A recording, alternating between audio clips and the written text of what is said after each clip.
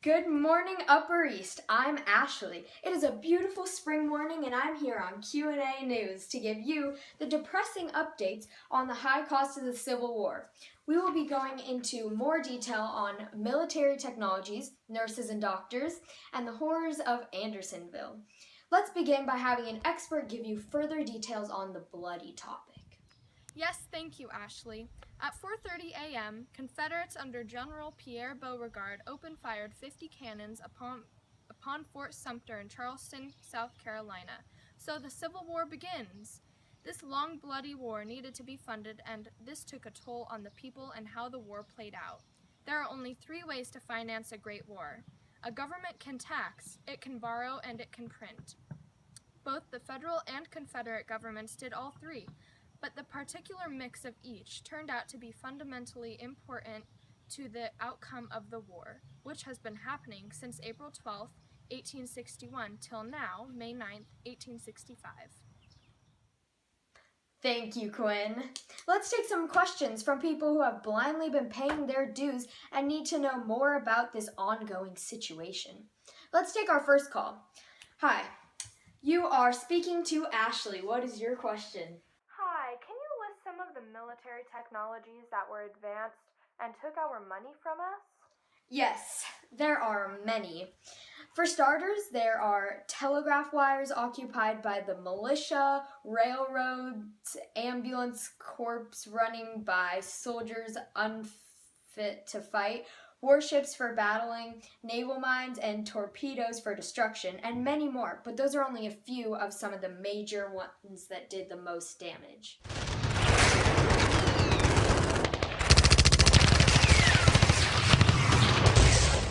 Wow, no wonder I'm broke. Were all of those necessary? No. The irrational arguments and fights the South were making and causing definitely could have been avoided if they would have seen the right point of view, us Northerners' point of view. However, in the instance to gain the advantage over the South and put this disuse to end, it was necessary. Thank you. Let's move on to our next caller. Hello, this is Ashley. What question can we answer for you? Hi, all of my family died throughout the course of the war. I need to know if my money paid to all the government was spent helping others. In other words, were the nurses being paid to help others when my family was dying? The nurses and doctors were very beneficial to the injured soldiers, and I am sure your family was well taken care of before things got too out of hand.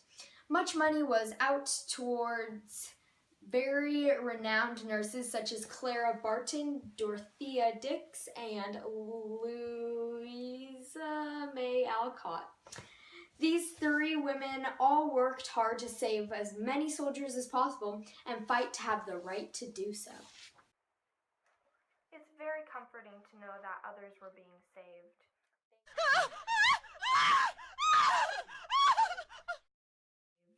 Thank you, lady. I have another call coming in from Maine. My husband disappeared during the war. What could have been a possibility for this?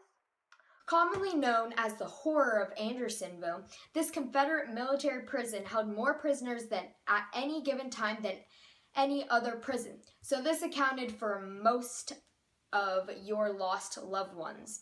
It was built just in early 1864 after Confederate officials decided to move the large number of federal prisoners in and around Richmond to a place with more security and food. It existed for 14 months, and during this time, about 45,000 U.S. soldiers were confined here. Almost 1,300 soldiers died from disease, poor sanitation, malnutrition, overcrowding, or exposure to the elements. The Confederate government could not provide good housing, food, clothing, or medical care to the federal captives because of decreasing economic conditions in the South, a poor transportation system, and the desperate need of the Confederate Army for food and supplies. Andersonville was built to hold 10,000 men, but within 6 months, more than 3 times that number were incarcerated there. The prison ceased to exist after the war ended in April of 1865. Its commander, Captain Henry was tried, convicted, and executed for committing war crimes.